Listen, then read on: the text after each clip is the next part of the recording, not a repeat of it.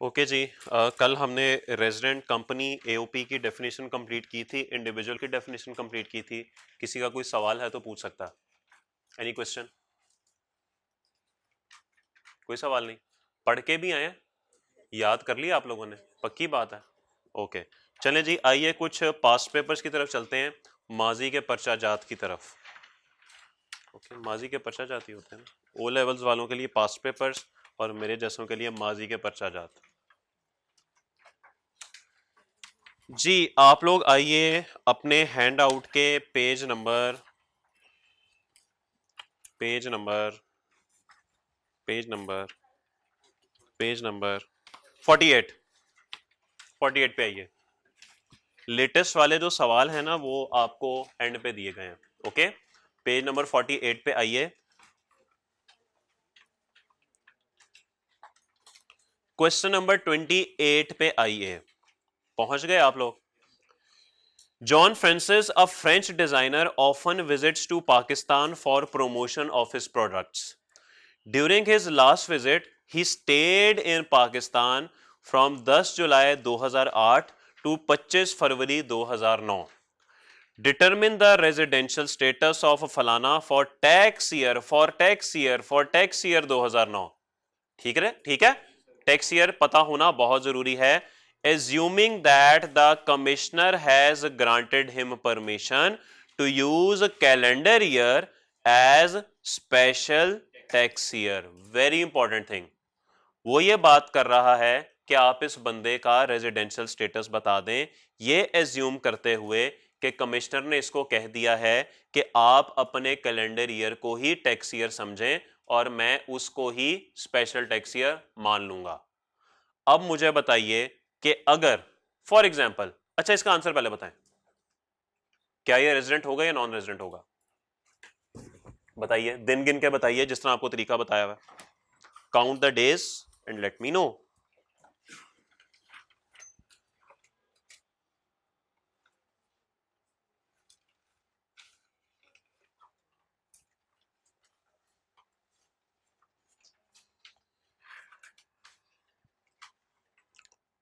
जी बताइए, जुलाई। पहले सबसे पहले यह बताएं कि इसका टैक्स ईयर कौन सा है? नहीं नहीं, कब से कब तक है? कब से कब तक है? Tax year. हाँ, सवाल में उसने बताया हुआ है कि कैलेंडर ईयर को उसने स्पेशल टैक्स ईयर। जी बिल्कुल, इसका टैक्स ईयर बन रहा है 1 जनवरी 2008 से लेके 31 दिसंबर 2008, क्योंकि उसने आपसे टैक्स ईयर 9 का पूछा हुआ है ना। तो टैक्स ईयर 9 आपको पता है कि इसके बाद चूंकि 30 जून 9 आती है तो ये टैक्स ईयर 2009 बनता है। तो अब बताइए कि इस दौरानिए के अंदर ये भाई साहब पाकिस्तान में कितना अरसा रहे?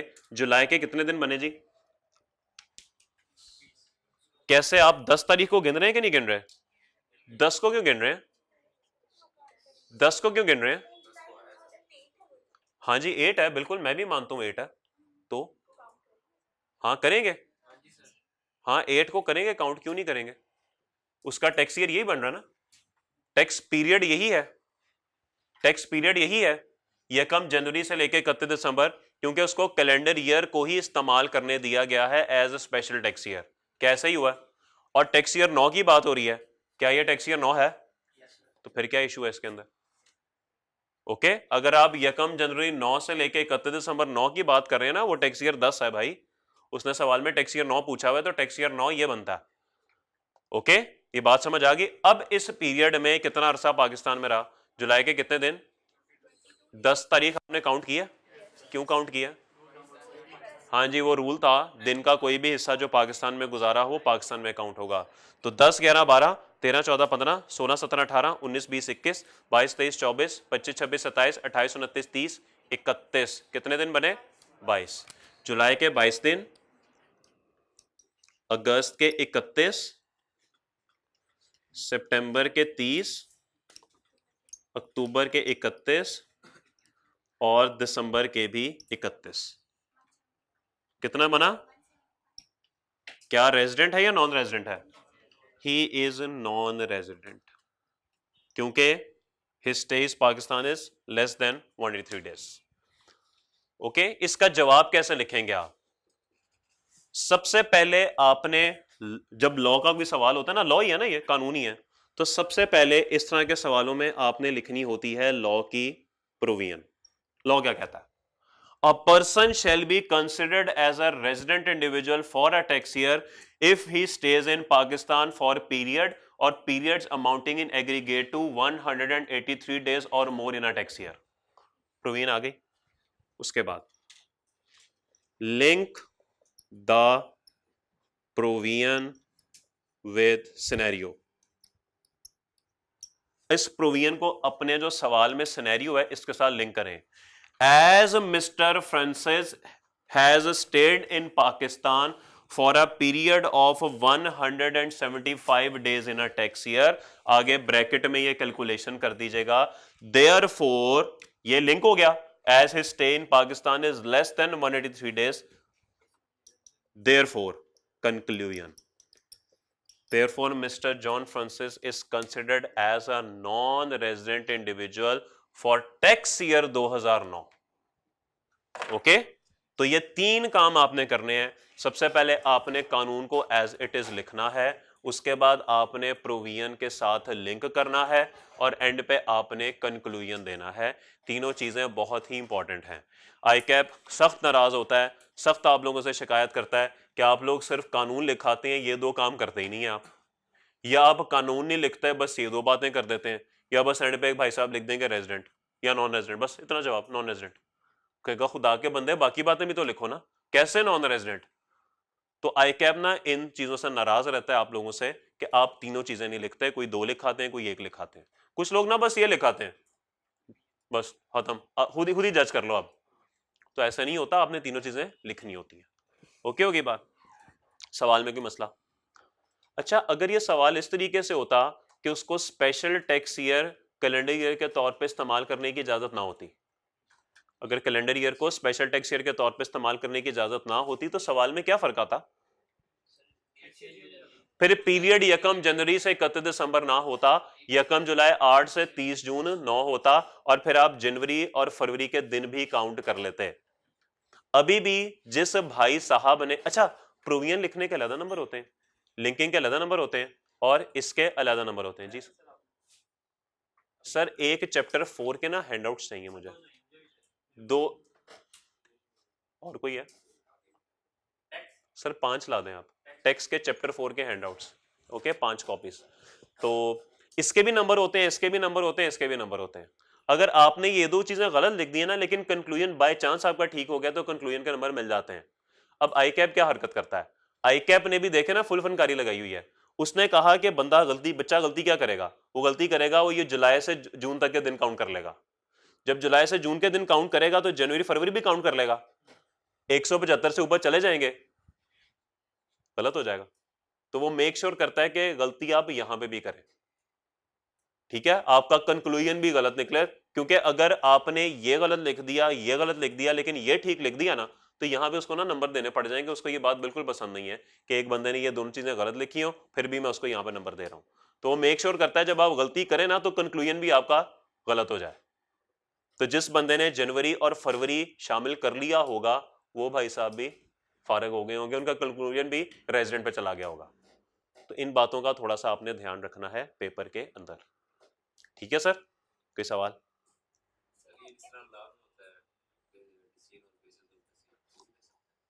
ये वही चीज है, ये बेसिस ऑफ डिसीजन ही है, और ये डिसीजन है, यूं कह लें। देखें, एक लाइन में लिख दें। मैं ये नहीं कह रहा कि आप पहले 1 नंबर डाल के प्रोविजन लिखें, 2 नंबर डाल के सिनेरियो लिखें, 3 नंबर डाल के कंक्लूजन लिखें, ऐसे नहीं करना। लिखना आपने पैराग्राफ की फॉर्म में है। चलें आखिरी सफे पे आइए, इसी हैंडआउट का बिल्कुल आखिरी सफा है, उस पे आइए। इस पे आपको आंसर नंबर 28 नजर आ रहा होगा, आ रहा है नजर? बस ये इस तरह से पैराग्राफ फॉर्म में आपने लिखना है, और इसके अंदर तीनों चीजें मौजूद हैं, ठीक है? आप पहली डेडलाइन देखें, इसमें इन्होंने नहीं लिखा हुआ, ये गलत किया हुआ है, इसका सोल्यूशन में इन्होंने गलत किया हुआ है। आप आंसर नंबर 25 देखें, ऊपर आंसर नंबर 25 देखें, लिखी हुई है प्रोविजन, प्रोविजन लिखी हुई है। प्रोविजन के बाद देखें नीचे लिंक किया हुआ है, और टेबल के नीचे देखें कंक्लूजन दिया हुआ है। तो ये ऐसे आपने प्रेजेंट करना है, ऐसे आपने प्रेजेंट करना है, this is the right way. Heading देने की जरूरत नहीं है, हेडिंग बिल्कुल नहीं देनी है, बस पैराग्राफ फॉर्म में तीनों बातें आ रही हैं अंदर, तीनों बातें कवर हो रही हैं। समझ आ गई बात की? बस ये तीनों चीजें होनी चाहिए, बस साफ सुथरी लिखाई और प्रेजेंटेशन इसमें क्या होती है, बस कानून में क्या प्रेजेंटेशन होगी, थ्योरी है ना, बस लिखना है आपने, पैराग्राफ फॉर्म में लिख दें, बुलेट्स में लिख दें, कोई मसले वाली बात नहीं, बोथ आर इक्वली एक्सेप्टेबल, बस लिखा सही होना चाहिए। आइए जी वापस सवाल नंबर 26 पे, पेज 48 पे वापस आ जाइए और सवाल नंबर 26 पे आइए। Kaleem limited is a listed company and its accounting year ends on 30 June, normal tax year है। KL is now considering to change its accounting year from 30 June to 30 सितंबर। क्या करना चाह रहा है ये? नॉर्मल से स्पेशल पे जाना चाह रहा है under the provisions of income tax ordinance. बड़ा सिनेरियो बनाया इसने अपनी तरफ से ऊपर, briefly describe normal special transitional tax year. अपनी तरफ से भाई साहब ने बड़ा सिनेरियो बनाया ऊपर, लेकिन पूछ आपसे वो रट्टा ही रहा है। बता दो नॉर्मल टैक्स ईयर क्या होता है, स्पेशल क्या होता है, ट्रांजिशनल क्या होता है, बताइए क्या लिखेंगे? तीनों की बस डेफिनेशन लिखाएंगे और तीनों की डेफिनेशन आपको याद है, याद है ना सर? याद है आपको? आपको याद है सर? आपको याद? क्यों सर याद नहीं है आपको डेफिनेशंस?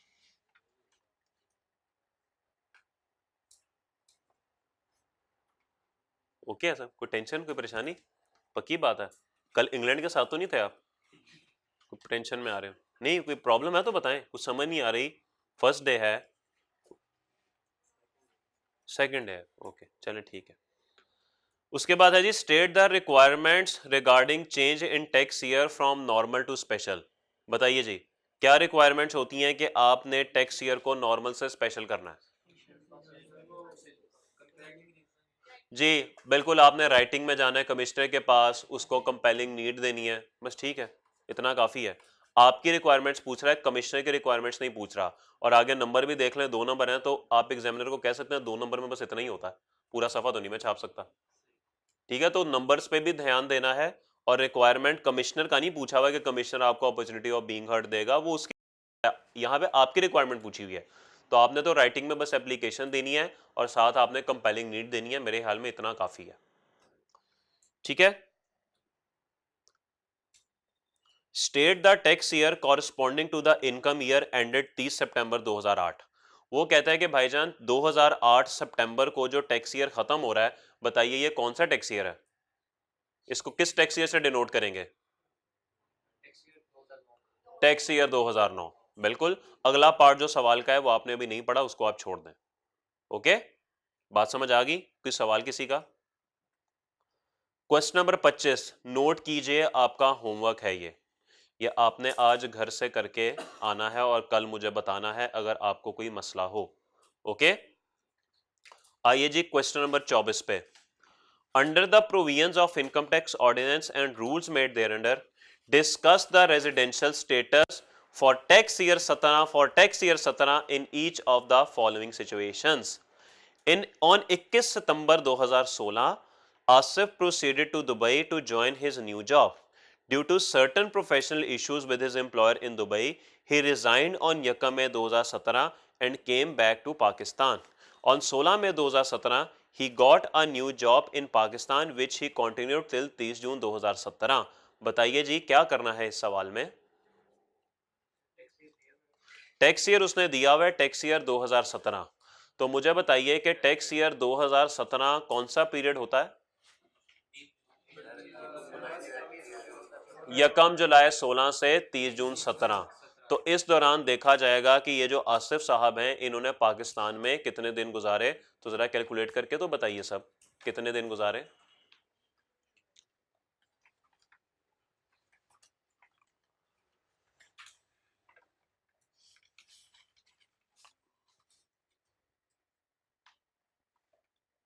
सर ये मोबाइल है कि कैलकुलेटर है? अच्छा ओके।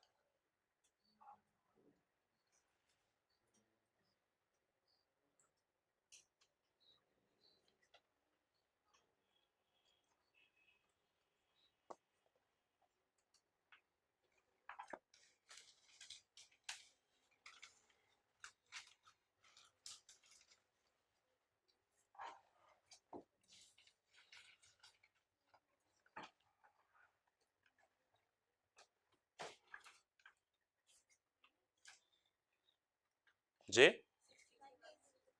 मुझे नहीं पता कितना आंसर आया आपका। Only 61 days. ओके, पहला गैर खत्मी गैर सरकारी नतीजा आ गया 61 days. So we'll write here 61 days. पहला आंसर 200 कोई करीब करीब नहीं, दोनों में लुट मची हुई है। नेक्स्ट 223। नेक्स्ट 10 जवाब इंशाल्लाह करने हैं पूरे हमने जी। और बताइए सर आपका क्या जवाब आया जी सर? 223। ओके, और इसके अलावा 140। ओ भाई कोई नेड़े नेड़े खलो जाओ, किधर किधर फिर रहे हो सारे। और 223 लिखा हुआ है, और हाली 45। शहजादे छा गए यार। और 170 6 जवाब हो चुके। अच्छा 117 जी। और 7वां जवाब किसी का इनके अलावा? क्या जवाब आया मेरे भाई? 129 भाई बता नहीं रहे। 7 जवाब हो गए, 3 और चाहिए मुझे, 10 पूरे करने हैं जी। मेरे भाई आपका क्या जवाब आया? 144 नहीं लिखा हुआ। क्या बात है, माशाल्लाह माशाल्लाह। क्लास के दुष्कंदा सितारे हमें बड़ा कुछ बता रहे हैं। और सर क्या जवाब आया? 82 नहीं लिखा हुआ। 82। एक जवाब हमें और चाहिए 10 पूरे करने के लिए। या अगर मैं पूरी क्लास से पूछूं तो शायद सबका जवाब डिफरेंट हो। क्या जवाब आया? 123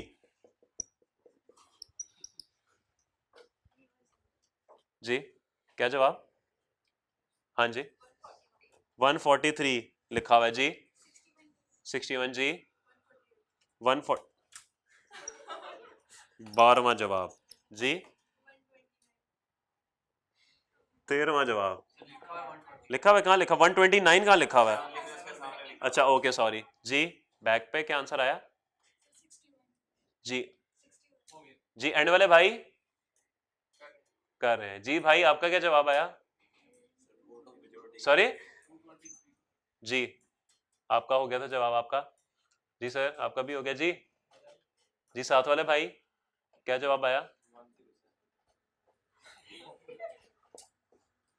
जी? 7 वाले भाई जी। अगले भाई सर ब्लैक शर्ट वाले भाई क्या जवाब आया इनका? क्या जवाब आ रहा है?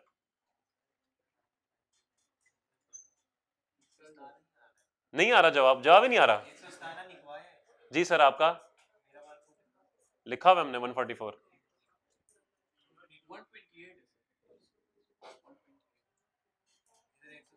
14वां जवाब 128 जी। सर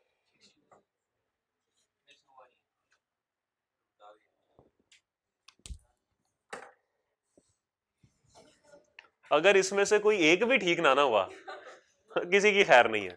चले जी 61 वाले हजरात बताएं कैसे निकाला 61?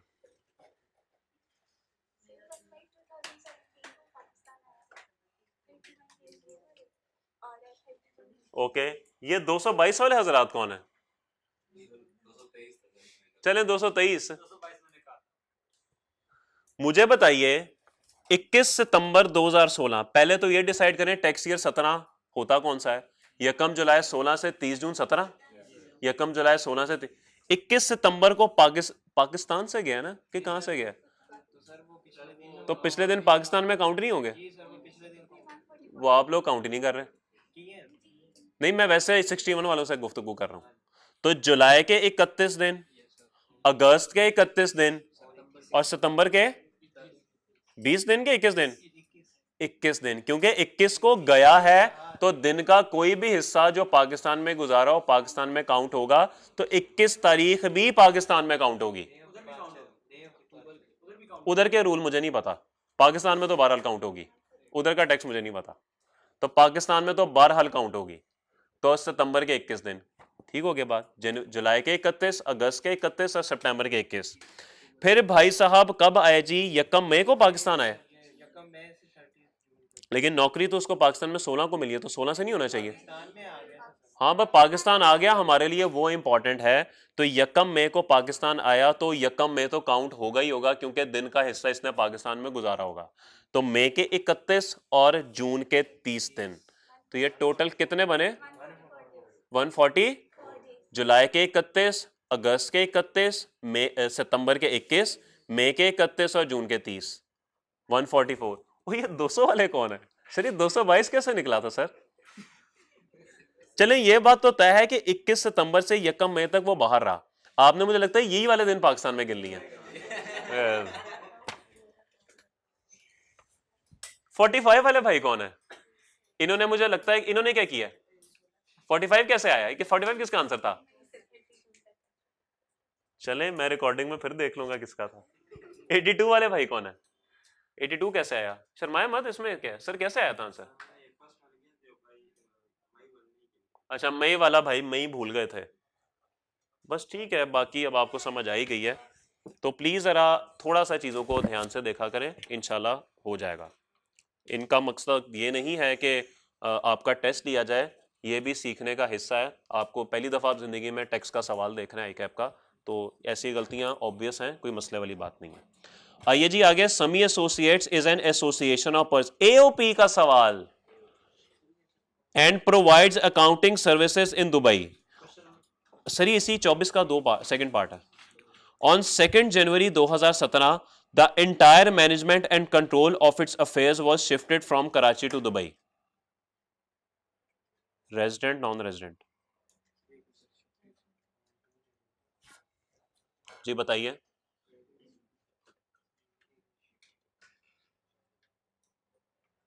भाई रेजिडेंट कह रहे हैं, भाई भी रेजिडेंट कह रहे हैं, सब रेजिडेंट बोल रहे हैं। क्यों? कंट्रोल तो सारा सारा दुबई में चला गया। हाँ जी बिल्कुल, बाद में गया है। इस टैक्स ईयर में कुछ देखें, टैक्स ईयर 17 है, तो यकम जुलाई 16 से 30 जून 17 की बात हो रही है। कंट्रोल एंड मैनेजमेंट तो 2 जनवरी 17 को गया है। 2 से पहले पहले तो पाकिस्तान में था ना। तो हमने तो पढ़ा हुआ है at any time in a tax year, at any time in a tax year Pakistan में कंट्रोल एंड मैनेजमेंट हो तो एओपी रेजिडेंट बन जाती है।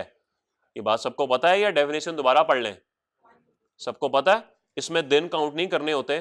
तो बस ठीक है, कंट्रोल एंड मैनेजमेंट चूंकि साल में पाकिस्तान में रहा है, this is a resident AOP. ठीक होगी बात, समझ आ गई बात की?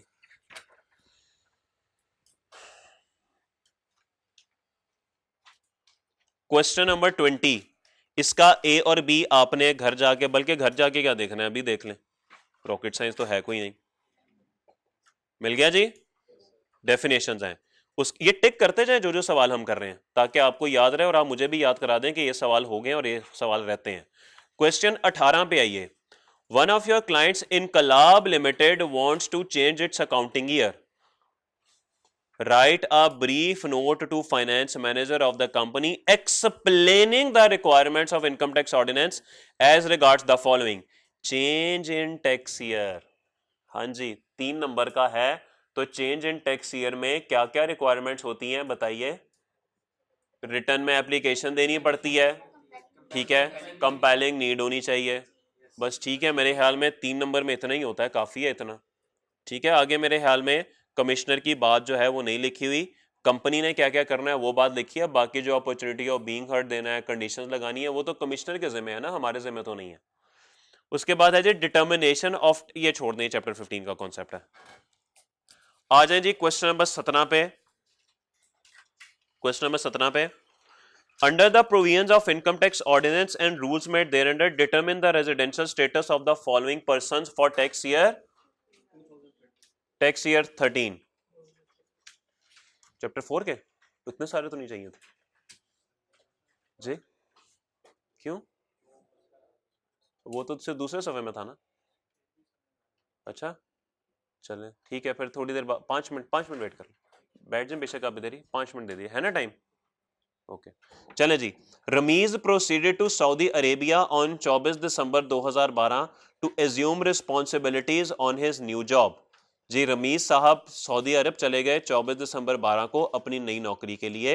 ही visited Karachi from 20 June 13 to 24 June 13 for presenting in a seminar but due to unavoidable circumstances the seminar was cancelled। जी बताइए भाई, रेजिडेंट है या नॉन रेजिडेंट है, हमने टैक्स ईयर 13 के हिसाब से देखना है।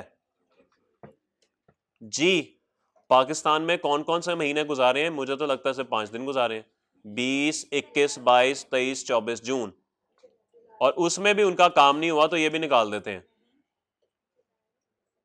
जी बिल्कुल सर, 24 दिसंबर सऊदीया जाने से पहले तो पाकिस्तान ही थे ना, तो जुलाई के 31, अगस्त के 31, सितंबर के 30, अक्टूबर के 31, नवंबर के 30 और दिसंबर के 23 के 24।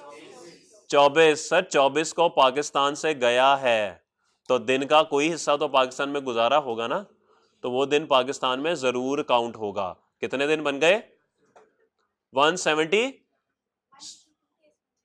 नहीं, अभी दिसंबर तक की बात हो रही है, 177 बन गए तो ठीक है, बस नॉन रेजिडेंट। क्यों नहीं? उसमें तो काम ही नहीं हुआ, उसका कैंसिल हो गया सेमिनार। अच्छा जी बिल्कुल, पाकिस्तान में था, काम बेशक रुक जाए, रूल्स भी यही कहते हैं कि बेशक आपका काम रुक जाए, पाकिस्तान में है तो पाकिस्तान में काउंट होंगे। 20, 21, 22, 23, 24 5 दिन आपने वो भी काउंट करने हैं। ठीक है जी, रेजिडेंट नॉन रेजिडेंट? हाँ 182 नॉन रेजिडेंट। आई कैप भी ना एक एक दिन का हिसाब करता है बस, ताकि गलती हो ना तो टका के गलती हो जाए, एक दिन ज्यादा लिख दें बस आप तो 183 हो जाए। Khalil, an officer working at Ministry of Foreign Affairs since last 3 years, was posted to the Pakistan's mission in Geneva from 1 August 12 to 30 जून 13। जी पूरा साल ये पाकिस्तान से बाहर रहा, सिर्फ जुलाई के 31 दिन पाकिस्तान में रहा, तो फिर 31 दिनों पे तो नॉन रेजिडेंट ही होता है बंदा। क्यों रेजिडेंट? अच्छा अच्छा, ये ऑफिशियल है, आपको कैसे पता ये गवर्नमेंट ऑफिशियल है? अच्छा, मिनिस्ट्री ऑफ फॉरेन अफेयर्स से आपको पता लगा। जी बिल्कुल आप दुरुस्त कह रहे हैं, ये गवर्नमेंट ऑफिशियल है, posted abroad during a tax year है, तो फिर ये ऑटोमेटिकली रेजिडेंट होगा, ऐसे लोगों के लिए दिन नहीं गिने जाते। Ali Associates is a partnership firm and provides consultancy services in Pakistan as well as United Kingdom. The management and control of its affairs is situated partly in UK and partly in Pakistan. क्यों resident? जी AOP के case में अगर control and management partly भी पाकिस्तान में मौजूद हो तो वो एओपी बन जाती है। तो डेफिनेशन लिखेंगे, ये रीजन देंगे और कंक्लूजन दे देंगे। Smith, a Nigerian football coach, came to Pakistan on 28 February 13। He left the country on 31 August 13। 28 February, फरवरी का एक दिन, मार्च के 31 दिन, अप्रैल के 30 दिन, मई के 31 दिन, जून के 30 दिन, जुलाई के 31 दिन और अगस्त के 31 दिन। टोटल करें सारे।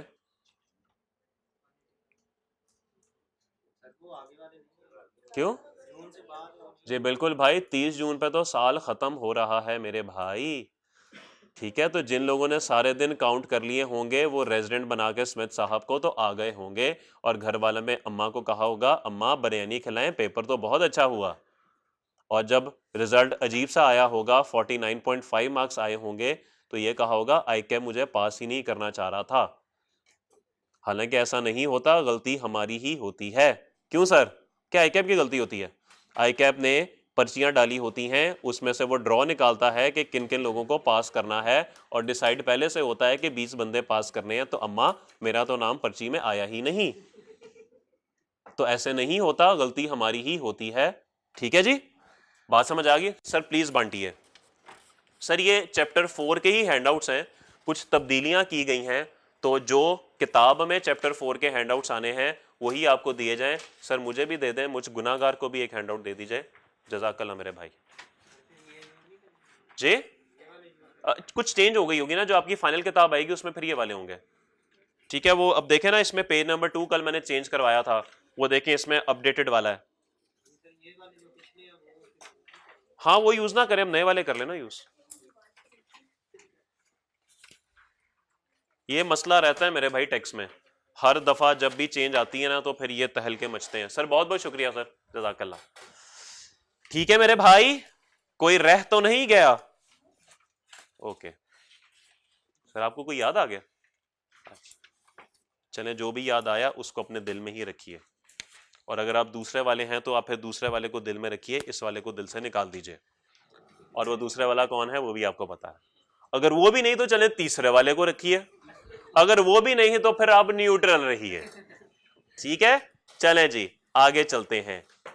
वो रिकॉर्डिंग हो रही है, काट देना, पता लगे कल को मैं गायब हुआ हूं यहां से, आप लोग मुझे कहीं गायब। भाई से तो मुझे वैसे ही बड़ा डर लगता है, भाई से तो मुझे बड़ा, भाई मुझे लगता है कि भाई का जरा ना आजकल तो वैसे ही हालात बड़े खराब हुए। मैं अस्तगफिरुल्लाह, यार मैं शरीफ आदमी, छोटे छोटे बच्चे हैं मेरे दो, इतने एक इतना है, एक इतनी है, एक इतना है। मेरे लिए ब्लैक वी को वही है, उनका जहां दिल करता है मुझे उठा के ले जाते हैं। आइए जी आगे चलते हैं। क्वेश्चन 16 आपने घर से करके आना है, क्वेश्चन 15 आपने घर से करके आना है, क्वेश्चन 13 आपने घर से करके आना है। घर से क्या करके आना है, एक एक दफा पढ़ेंगे, अभी पढ़ लेंगे तो आपका मसला हल हो जाएगा। क्वेश्चन 11 आपने लाजमी घर से करके आना है, ये तो कल शायद डिस्कस भी हो जाए क्लास के अंदर अगर आप ये करके आएंगे। क्वेश्चन नंबर 9 आपने करके आना है,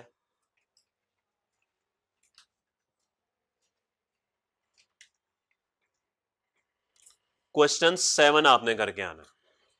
बस असल में मैंने ना आपको मार्च 2009 तक ही पहुंचाना था, क्योंकि इससे पीछे जो है वो बुजुर्गों के सवाल हैं, काफी पुराने सवाल हो जाते हैं। और मार्च 9 तक मैं इसलिए आपको लेकर आया हूं कि ये मेरी अटेम्प्ट थी और मैं अपने आप को बुजुर्ग नहीं कह सकता, इसलिए मार्च 9 तक लेकर आया हूं। इससे पीछे पीछे वाले बुजुर्गों के सवाल हैं, मार्च 9 तक सब जवान हैं इंक्लूडिंग मी। ये मेरी अटेम्प्ट थी जी मार्च 2009, ठीक है, जिसमें आप ये आपके भाई ने ये क्वेश्चन नंबर 7 किया था। देखिए कितना लंबा चौड़ा सवाल है, 9 नंबर का सवाल। आपको ऐसे आसान दो लाइनों के सवाल आते हैं, आप उस पर भी डर जाते हैं। वो अलहदा बात है, पेपर पास हुआ था नहीं हुआ था, that is a separate question, लेकिन अटेम्प्ट तो मैं करके आया था ये वाली। पता नहीं ऐसी बातें नहीं करते, ये अटेम्प्ट नहीं पूछते किसी से, बस ठीक है जो हो गया सो हो गया। बस इतना मुझे पता है कि मैंने 6 साल के अंदर कर लिया था सीए, बस बाकी जो कुछ हुआ वो छोड़ दें उसे। आइए सफा नंबर 3 पे, आप इंशाल्लाह 5.5 साल में कर लेंगे। कितने साल हो गए सीए में? ओके, तकरीबन तकरीबन साल हो गया आप लोगों को। तो बस 1 साल आपने कैफ पे लगाना है, 2 साल, 3.5 साल की आर्टिकल्स हैं, 5.5 साल, खत्म हुई बात। इतनी सी तो बात थी। हाँ तो 4 पेपर इसमें अटेम्प्ट में, 4 पेपर अगली अटेम्प्ट में, मुश्किल बात है? सही बात है। भाई से फिर मुझे डर लग रहा है, भाई दिल में सोच रहे हैं सर आप बाहर तो निकलें जरा, आपको बताते हैं, मुझे पता है आप वापस किस रास्ते से जाते हैं। पर्सन की डेफिनेशन पे आइए। ये डेफिनेशन हमने वैसे पढ़ ली है, लेकिन अखलाकन हम फिर भी पढ़ लेते हैं, क्योंकि अगर मैंने ना पढ़ाई तो आखिरत में आप मुझे आके पकड़ लेंगे कि सर आपने नहीं पढ़ाई थी, तो पहले ही बड़े गुनाह है मेरे। सर ठीक ठाक है, गुस्से में तो नहीं है? अच्छा। The following shall be treated as persons under income tax ordinance, namely an individual. इन लोगों को पर्सन कहा जाएगा, और पर्सन में कौन कौन है जी? इंडिविजुअल है, अ कंपनी, इसमें कंपनी भी आती है, और एन एसोसिएशन ऑफ पर्संस और एओपी भी आती है। ओके होगी बात? ये बातें आपको पता है पहले से। कौन सी एओपी और कौन सी company? Incorporated in Pakistan, Pakistan में बनी हो, फॉर्म्ड इन पाकिस्तान, पाकिस्तान में बनी हो, और एस्टेब्लिश इन पाकिस्तान। तीनों बातों का मतलब एक ही है। और एल्सवेयर, एल्सवेयर का मतलब है पाकिस्तान से बाहर। इसका मतलब यह है कि सिर्फ पाकिस्तानी कंपनी को पर्सन नहीं कहा जाएगा, बल्कि पाकिस्तान से बाहर की जो कंपनी होगी या पाकिस्तान से बाहर जो एओपी होगी उनको भी पर्सन ही बोला जाएगा। तो अगर इंडिया के अंदर जसप्रीत बुमराह और रोहित शर्मा ने एक एओपी बना ली इंडिया के अंदर, तो पाकिस्तान में भी वो एओपी ही समझी जाएगी। ओके मेरे भाई? या फिर डेविड मिलान या फिर एलेक्स हेल्स ने यूके में कंपनी बना ली, तो वो पाकिस्तान में भी पर्सन ही समझी जाएगी, क्योंकि सिर्फ पाकिस्तानी कंपनी पर्सन नहीं है, बल्कि गैर मुल्की कंपनी भी कंपनी ही है, पर्सन ही है पाकिस्तान की किताबों में। ठीक होगी बात? ये नाम वैसी नाम थे आपको बस समझाने के लिए। ठीक होगी बात? चलें आगे। और कौन कौन होता है जी पर्सन? वफाकी हुकूमत। सर आप मुस्कुरा रहे हैं, लगता है ये वाले लोग आपके दिल में मौजूद हैं, ऐसे ही है? अच्छा ये नहीं मौजूद, तो पाकिस्तान की जो वफाकी हुकूमत है उसके लिए फेडरल गवर्नमेंट का वर्ड इस्तेमाल होता है, ये भी एक पर्सन है। फॉरेन गवर्नमेंट, बैरूनी हुकूमत, यार हुकूमत क्या बैरूनी हुकूमत होती है? आप बैरूनी वही होता है, बस हुकूमत भी हो सकती है। बैरूनी हुकूमत, अब बैरूनी के साथ आपको कोई दूसरा लफ्ज सुनने की आदत पड़ गई है, that is a separate story. बहरहाल बैरूनी हुकूमत, फॉरेन गवर्नमेंट नहीं नहीं इंपोर्टेड नहीं, बाहर के मुल्की वो फेडरल है, जो आप बात कर रहे हैं वो फेडरल है, ठीक है। जो फॉरेन है वो बेसिकली यूएसए की गवर्नमेंट, बाइडेन साहब की, यूके की गवर्नमेंट, इंडिया की गवर्नमेंट, सऊदीया की गवर्नमेंट, ये फॉरेन गवर्नमेंट है। और पाकिस्तान की जो वफाकी हुकूमत है शहबाज शरीफ साहब की, वो फेडरल गवर्नमेंट है। अच्छा पता नहीं उनकी है कि किनकी है, जिनकी भी है वाला। उसके बाद है जी a political subdivision of a foreign government. Sir जैसे पाकिस्तान के अंदर एक पार्टीज को, एक हुकूमत को डिफरेंट पार्टीज में डिवाइड किया जा सकता है, इसी तरीके से बाहर के मुल्क में भी हुकूमत को डिफरेंट पार्टीज में डिवाइड किया जा सकता है। आजकल तो ये कॉन्सेप्ट बड़ा अच्छा आपको समझ आ रहा होगा। जो हमारी हुकूमत बनी हुई है वो कुछ 13 लोगों ने कुछ मिला के बनाई हुई है, पता नहीं क्या बना हुआ है, जो भी बना हुआ है बहरहाल। तो इसी तरीके से अगर कोई बाहर के मुल्क में ऐसे हुकूमत बना ले तो वो जो पॉलिटिकली डिवाइडेड होगी उनकी हुकूमत, फॉरेन गवर्नमेंट, उसको क्या कहा जाएगा? उसको भी पर्सन कहा जाएगा। बहरहाल उसने कह दिया, क्यों कहा, छोड़ें, दफा करें। और पब्लिक इंटरनेशनल ऑर्गेनाइजेशन, इसके अंदर वर्ल्ड हेल्थ ऑर्गेनाइजेशन आ जाती है, आईएमएफ आ जाता है। ये दो नामों से ही आप वाकिफ हैं तो यही एग्जाम्पल रखते हैं। ये भी हमारे लिए क्या है? एक पर्सन है। ठीक होगी बात? कोई सवाल किसी का पर्सन की डेफिनेशन के अंदर? आगे चलिए जी। कंपनी, कंपनी क्या होती है? What is a company? एक मिनट दीजिएगा समीर। बेसिकली यहां पे जो बात हो रही है ना पर्सन के अंदर एओपी की, ये एओपी की डेफिनेशन नहीं है, वो तो अगले सफे पे आ रही है। ये आपको ये बता रहा है कि पाकिस्तान में बनी हुई एओपी हो या पाकिस्तान से बाहर बनी हुई एओपी हो, वो दोनों ही पर्सन हैं। उसका रूल तो यही है ना कि रेजिडेंट वो हाँ, रेजिडेंट एक सेपरेट क्वेश्चन है, पर्सन तो है ना, इंसान तो है ना, मुसलमान है या नहीं है that is a separate story. Person तो है ना, रेजिडेंट है या नॉन रेजिडेंट है that is a separate story. ठीक है, बात समझ, कुछ समझ आ गया, लिंक समझ आ गया? ठीक है, तो पर्सन का भी बता रहा है कि पर्सन तो दोनों है, उसमें से रेजिडेंट कौन सी है, नॉन रेजिडेंट कौन सी है, वो एक अलग बात है। ओके मेरे भाई, चलें आगे चलते हैं जी। कंपनी पे आइए। Company means the following. अच्छा कहीं कहीं आपको ना नजर आएगा मीन्स, कहीं कहीं आपको नजर आएगा इंक्लूड्स। मतलब क्या होता है? जहां पे वर्ड आ जाए ना मीन्स, इसका मतलब यह है कि जो डेफिनेशन मैंने बता दी है ना बस यही सुनो, इससे दाएं बाएं नहीं होना। जहां पे इंक्लूड्स आता है ना, इसका मतलब यह है कि इस वर्ड के जो डिक्शनरी में मीनिंग है ना वो तो है ही है, साथ ही साथ जो मैं बता रहा हूं ये भी है। ठीक हो गया बात? तो आज के बाद आपने ये बात याद रखनी है कि मीन्स का मतलब यह है कि जो ये बता रहा है मीन्स बस यही है। और इंक्लूड्स क्या होता है जी? इंक्लूड्स होता है कि डिक्शनरी मीनिंग तो है ही है, उसके अलावा ये भी है। तो अगर कहीं शायद इंक्लूड्स आपको नजर आए अगले सफे पे, अगर आप एओपी की डेफिनेशन देखेंगे तो उसमें आपको इंक्लूड्स नजर आ रहा है, तो इसका मतलब है एओपी के जो डिक्शनरी में मतलब लिखे होंगे वो तो है ही हैं, साथ ये लोग भी हैं। आइए जी कंपनी की डेफिनेशन पढ़ते हैं। Company means the following, a company as defined in the companies act 2017। Companies act 2017 में जो कंपनी की डेफिनेशन है वही हमारे लिए कंपनी है। अब वहां पे क्या डेफिनेशन है, वो डेफिनेशन हमारे कोर्स में नहीं है। जब आप लोग ग्रुप बी में जाएंगे, कॉर्पोरेट लॉ पढ़ेंगे, तो वहां पे आप देख लेंगे कि कंपनी की डेफिनेशन क्या है। बस इतना काफी है, आगे चलें। A body corporate formed by or under any law in force in Pakistan. चंद लोग इकट्ठे हुए और उन्होंने अपने आप को पाकिस्तान में किसी भी कानून के तहत रजिस्टर कराया और काम करना शुरू कर दिया, तो वो भी हमारे लिए ऑटोमेटिकली कंपनी बन जाएगी। तो पीसीबी अगर आप बात करते हैं, उन्होंने किसी भी तरह से अपने आप को रजिस्टर तो कराया ही होगा और काम भी कर रहे होंगे, तो वो कंपनी बन गई ऑटोमेटिकली। हाँ बिल्कुल, कंपनी है तो पर्सन तो ऑटोमेटिकली है। ब्रॉड कैटेगरी है, रिलीजन जो मर्जी हो, इंसान तो है ना, तो जो मर्जी हो नीचे पर्सन तो है ना। ओके। अब मुदारबा, तीसरा वर्ड मुदारबा क्या होता है जी, किसी को पता हो?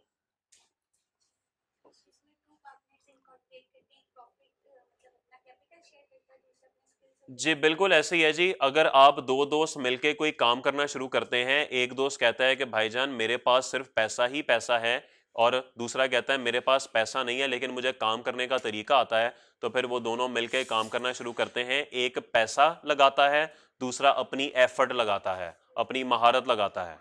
ठीक है, तो ऐसे सेटअप को मुदारबा बोलते हैं।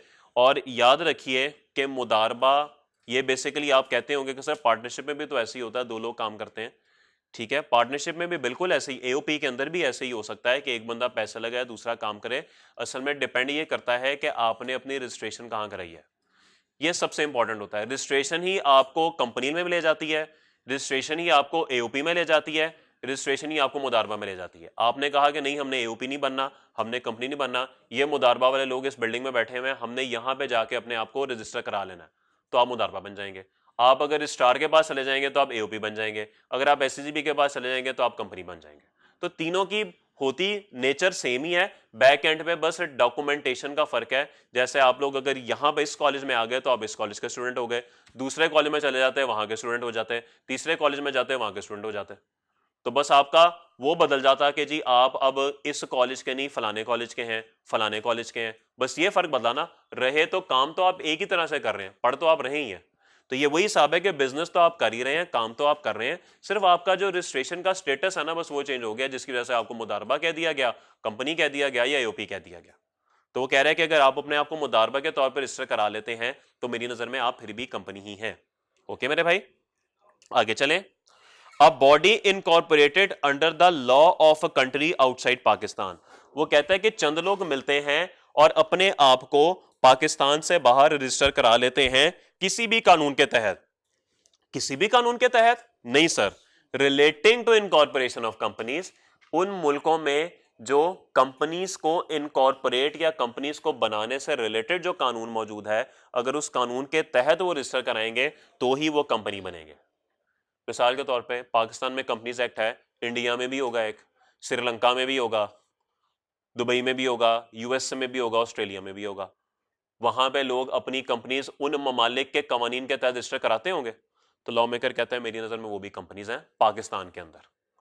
तो पाकिस्तानी कंपनीज तो है ही हैं, दूसरे ममालिक की कंपनीज भी इसके अंदर शामिल हो जाएंगी। ओके होगी बात, कोई मसला, पॉइंट समझ आ गया? ओके। उसके बाद कहता है जी कोऑपरेटिव सोसाइटी, फाइनेंस सोसाइटी और एनी अदर सोसाइटी, इनकी डेफिनेशंस कभी आपके कोर्स में हुआ करती थी, अब उड़ा दी गई हैं। बस इनको एज इट इज आप याद कर लें। कोऑपरेटिव सोसाइटी पता है आपको, ये हाउसिंग सोसाइटीज टाइप की चीजें होती हैं। फाइनेंस सोसाइटी के अंदर कुछ पैसों की लेन देन होता है, और अदर सोसाइटी बस उसने कह दिया इससे मिलती जुलती कोई और सोसाइटी। इसको बस एज इट इज याद कर लीजिएगा कि ये सारी की सारी कंपनीज हैं, क्योंकि इनकी डेफिनेशन आपके कोर्स में नहीं है तो इसलिए इसकी डिटेल में जाने की भी जरूरत नहीं है। Okay. A non profit organisation, ये क्या होता है जी? जी एनजीओज वो लोग जो कि अवाम की फलाह बहबूद के लिए काम करती हैं, इनका मकसद पैसा कमाना नहीं होता। चैप्टर 5 जब हम पढ़ेंगे तो उसमें इसकी प्रॉपर एक डेफिनेशन भी आ जाएगी, तो वहां पे भी देख लेंगे। तो नॉन प्रॉफिट ऑर्गेनाइजेशन एक कंपनी ही कंसिडर की जाती है, इसकी जो टैक्सेशन होती है वो बिल्कुल कंपनी की तरह होती है। ओके, आगे चले। ट्रस्ट, ट्रस्ट की डेफिनेशन आप देखेंगे नीचे आ रही है, तो वहां पे डिस्कस करेंगे। नेक्स्ट, मिसाल के तौर पे दो दोस्त थे, स्टीव स्मिथ और डेविड वार्नर, ऑस्ट्रेलिया में रहते थे। इन्होंने सोचा कि क्यों ना हम ऑस्ट्रेलिया के अंदर एक पार्टनरशिप फर्म बनाएं और जूते बेचें। इन्होंने ऑस्ट्रेलिया में अपनी मिलके एक पार्टनरशिप फर्म बना ली और दोनों ने मिलकर सोचा क्या इसको ऑस्ट्रेलिया के अंदर रजिस्टर करवाया जाए या ना करवाया जाए।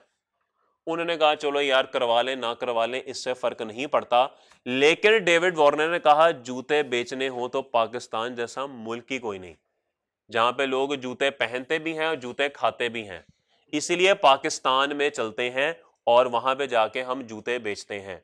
अब ये एक पार्टनरशिप फर्म जो पता नहीं ऑस्ट्रेलिया में रजिस्टर हुई या नहीं हुई, पाकिस्तान में आ गई और इन दोनों ने यहां पे अपनी एक दुकान लिबर्टी मार्केट में खोली, वार्नर एंड स्मिथ शूज के नाम से।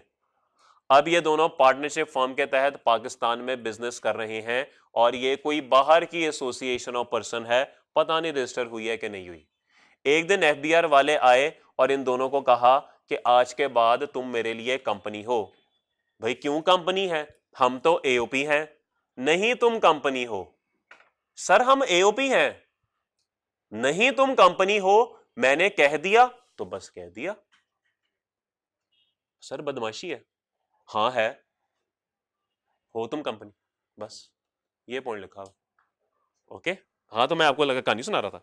Point H, a foreign association, बाहर के मुल्क की एओपी, कहानी के साथ लिंक करते जाइएगा। वेदर इनकॉर्पोरेटेड और नॉट, पता नहीं ऑस्ट्रेलिया में कराई है कि नहीं कराई इनकॉर्पोरेट, कराई हो तो भी कोई मसला नहीं, ना कराई हो तो भी कोई मसला नहीं। Which the board FBR has declared to be a company, बस जबरदस्ती कह दिया तुम कंपनी हो मेरे लिए, for the purpose of income tax ordinance. तो इस कानून के तहत उन्होंने कह दिया कि आज के बाद तुम मेरे लिए कंपनी हो तो बस हो, खत्म हुई बात। तो शायद ये थोड़ा सा बदमाशी वाला पॉइंट है FBR के पॉइंट ऑफ व्यू से।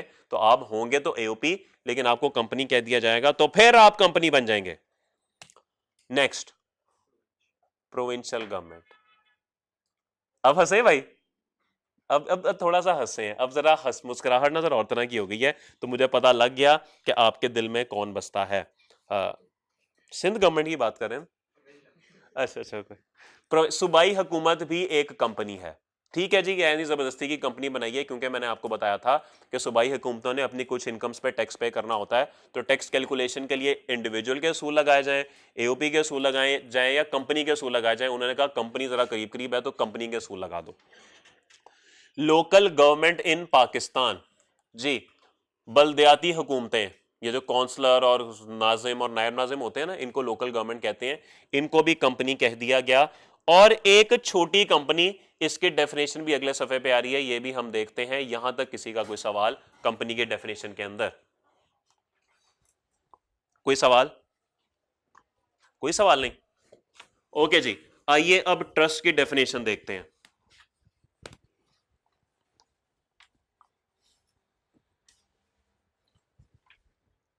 ट्रस्ट क्या होता है जी? लुग़वी मायनी क्या होता है ट्रस्ट? भरोसा, भरोसा, यकीन। मिसाल के तौर पे 3 लोग हैं भाई, सॉरी 3 दोस्त हैं। एक का नाम है अहमद शहजाद, उमर अकमल, वेरी गुड।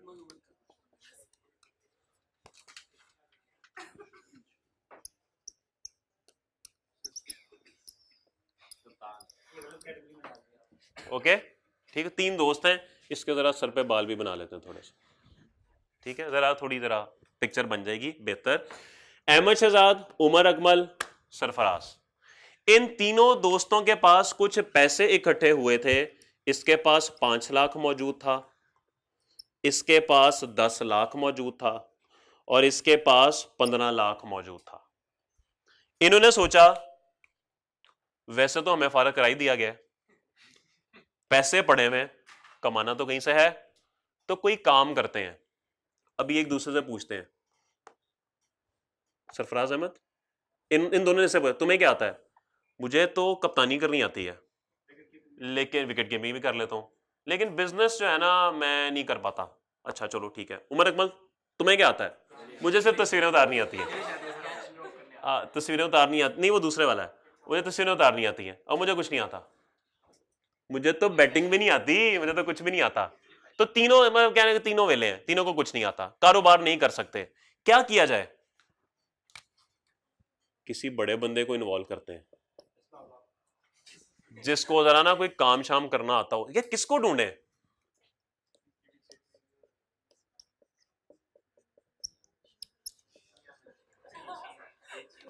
इन बंदे को ना बिजनेस करना आता है। हम तीनों ना अपनी फरियाद लेके ना इनके पास जाते हैं। अब ये तीनों अपनी फरियाद लेके मियां मंशा साहब के पास गए। सर मेरे पास 15 लाख है, मेरे पास 10 लाख है, मेरे पास ना 5 लाख है, टोटल बन गया 30 लाख। सर आप तो माशाल्लाह गुरु हैं कारोबार के, जिस कारोबार को भी आप करते हैं माशाल्लाह प्रॉफिट ही प्रॉफिट। आपने ये 30 लाख हमसे ले लें और हमारे बिहाफ पे आप कारोबार करें। और कारोबार जब आप करेंगे ना, तो उससे जाहिर बात है कोई ना कोई आएगा। जब प्रॉफिट आएगा ना, तो प्रॉफिट या तो आप हम तीनों को शेयर कर दीजिएगा, या अगर आप चाहेंगे तो थोड़ा सा हिस्सा आप रख लीजिएगा, बाकी हमें दे दीजिएगा। यार मैं कैसे 30 लाख रुपया ले सकता हूं? मुझे नहीं। सर हमें आप पे ना पूरा एतमाद है, हमें आप पे पूरा ट्रस्ट है, ठीक है, आप कर सकते हैं। इतना कुछ किया तो हमारे 30 लाख तो छोटी सी अमाउंट है, आपके तो 30 लाख ऐसे ही बच्चों की जेबों से निकल रहे होते हैं। तो ये आप 30 लाख ले लें, कारोबार करें, आप पे पूरा ट्रस्ट है, आप पे पूरा कॉन्फिडेंस है। और मियां मंशा साहब ने अब एक्सेप्ट भी कर लिया कि चलो ठीक है यार, तुम कह रहे हो तो मैं मान लेता हूं। अब मैं ये काम करूंगा, या तो तुम तीनों के बेनिफिट के लिए रिटर्न तुम तीनों को दूंगा, या कुछ अपना बेनिफिट भी ले लूंगा, कुछ हिस्सा अपने पास भी प्रॉफिट का रख लूंगा और तुम्हें भी दे दूंगा। सर ये जो पूरा अरेंजमेंट बना ना, इसको बोलते हैं ट्रस्ट। अब इसकी अंग्रेजी पढ़ें और जो मैंने उर्दू में अल्फाज बोले उनको जरा लिंक कीजिएगा। Trust means an obligation. Trust एक जिम्मेदारी है। मियां मंशा साहब पे एक जिम्मेदारी आ गई है, आ गई है, बिल्कुल आ गई है। क्यों आ गई है? Attached to the ownership of property. Property का मतलब है ये 30 लाख रुपया कैश। तो जिम्मेदारी आ चुकी है। क्यों आ चुकी है? क्योंकि मियां मंशा साहब को ये 30 लाख देकर उनको एक आर्जी तौर पे ओनर बना दिया गया है इस पैसे का, कि मियां मंशा साहब बस 30 लाख आप पकड़े और आप अब इस पैसे के ओनर हैं, बस आप हैं, आप ही कर सकते हैं सब कुछ। Okay ji. एंड और ये ऑब्लिगेशन कैसे अराइज हुई है? Arising out of the confidence given to, किसको कॉन्फिडेंस दिया गया? मियां मंशा साहब को। सर आप हैं, बस आप कर सकते हैं। और इस बात को मियां मंशा साहब ने एक्सेप्ट भी कर लिया है and accepted by the owner. Owner कौन है? मियां मंशा साहब, क्योंकि कैश अब इनको दे दिया गया है तो अब ओनर ये बन गए पैसों के। ठीक होगी बात?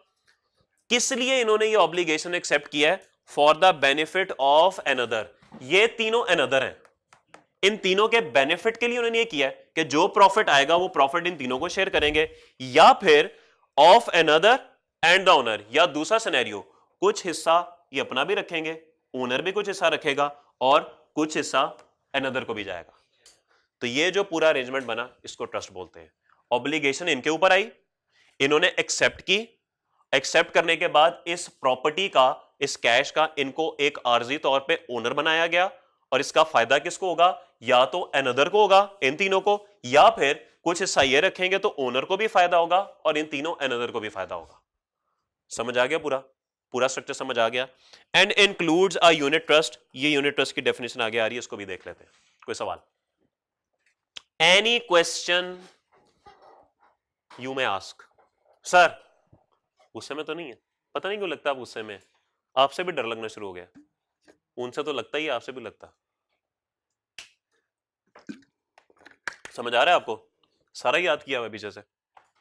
सारा नहीं किया हुआ, पक्का नहीं है, कच्चा है। उर्दू में चले कोई बात नहीं, उर्दू में तो आता है ना। कोई सवाल? यूनिट ट्रस्ट पे आइए। यूनिट ट्रस्ट में कोई फर्क नहीं है, इसी की आगे एक सब कैटेगरी है, बस एवी फनकारी है एक। यूनिट ट्रस्ट इज फनकारी। हम कह देते हैं, ये तीनों कहते हैं, अच्छा एक काम करते हैं, हम कह देते हैं कि एक यूनिट जो है ना वो 50,000 रुपए का है, कह दिया। इसके कितने यूनिट बने? 10, इसके 20, इसके 30, 25 के 30, देखें डिवाइड करें जरा, 30 ही बनेंगे, इसके 30 बने।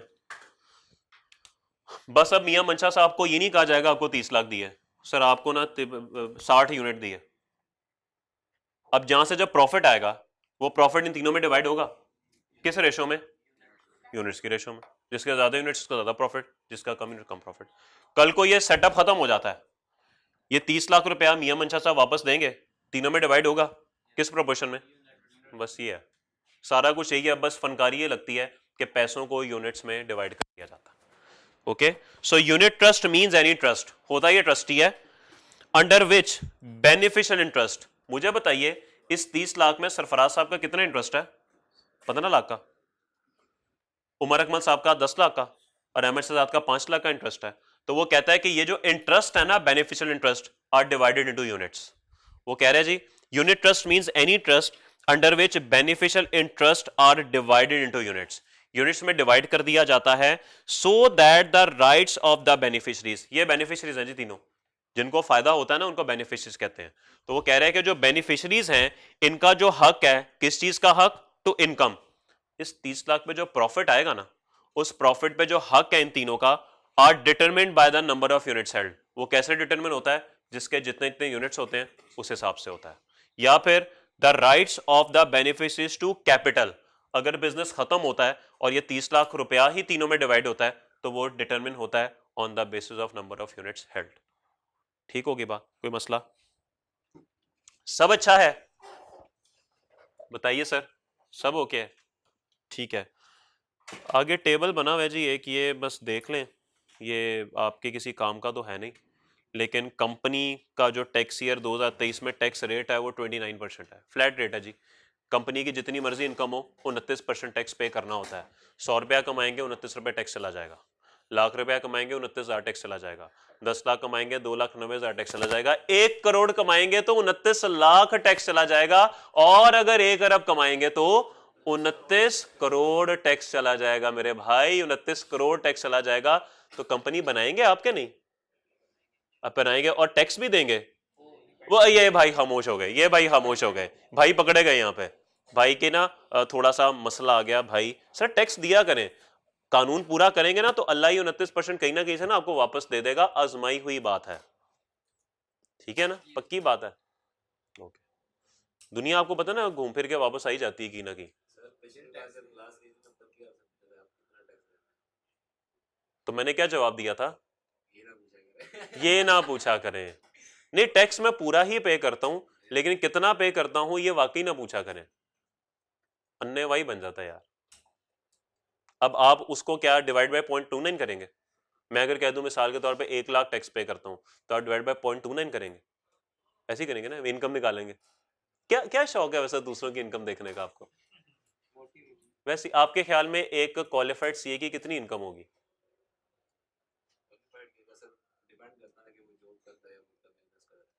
चलिए बिजनेस कर रहा है, फर्म है उसकी अपनी, हाँ मेरी बताएं। इनकम प्रिडिक्टर मंथली,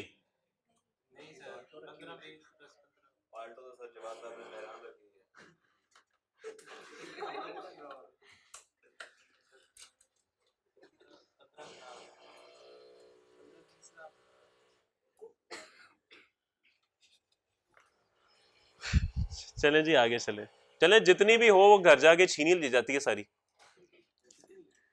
जी, जेब में वो 5-10 हजार ही बचता है, वो शादी बेगम सारे वहीं चले जाते हैं। चले जी आगे चले, 29% कंपनी का रेट है, लेकिन कुछ कंपनीज ना स्मॉल कंपनी छोटी कंपनीज भी होती हैं, उनका टैक्स रेट जो है वो 2023 में 20% है। तो ये टैक्स रेट उन्होंने बताया हुआ है इसका। कोई सवाल? बस ये एओपी की डेफिनेशन पढ़ते हैं और खत्म करते हैं, ये स्मॉल कंपनी की जरा ज्यादा आगे चली जाएगी बात, तो बस यही पढ़ते हैं। AOP, AOP includes the following, AOP के अंदर क्या क्या शामिल है? अ फर्म, फर्म क्या होती है जी? फर्म की डेफिनेशन नीचे है, आइए पढ़ लेते हैं। Firm means the relation between persons who have agreed to, छोड़े दफा करें, मिसाल के तौर पे 3 यही दोस्त की मिसाल ले लें, सरफराज साहब, उमर अकमल साहब और अहमद शहजाद साहब। इन तीनों ने सोचा कुछ पैसे मौजूद हैं, कुछ कारोबार किया जाए, तो तीनों ने सोचा एक डिपार्टमेंटल स्टोर बना लेते हैं, डिपार्टमेंटल स्टोर। तो एक इन्होंने स्टोर बना लिया, और अब इस पे बैठेगा कौन? 8-8 घंटे तीनों बैठ जाएंगे? नहीं, उमर अकमल सिर्फ तुम ही बैठोगे, बाकी दोनों नहीं बैठेंगे, कुछ भी अरेंजमेंट हो सकता है ना। तो ये जो अरेंजमेंट बन गया किस लिए बना? पैसे कमाने के लिए, प्रॉफिट शेयर करने के लिए, तो बस ठीक है, इसी को फर्म बोलते हैं। तो वो कहता है जी firm means the relation between persons, firm एक ऐसा रिश्ता है जो लोगों के बीच में बन जाता है। कौन से लोग? Who have agreed to share the profits of a business, जो ये एग्री कर लेते हैं कि हम एक बिजनेस का प्रॉफिट शेयर करेंगे। इस एग्रीमेंट में जो रिलेशन बनता है उसको फर्म बोलते हैं। और ये बिजनेस चलाएगा कौन? कैरिड ऑन बाय ऑल, या तो तमाम लोग चलाएंगे, और any of them acting for all, या इनके बिहाफ पे कोई एक बंदा चलाएगा। ठीक होगी बात? तो ये एओपी में आता है। अ हिंदू अनडिवाइडेड फैमिली, ये ना बहुत पुराना कॉन्सेप्ट है, जब पाकिस्तान बना था अब ये खत्म हो गया हुआ है।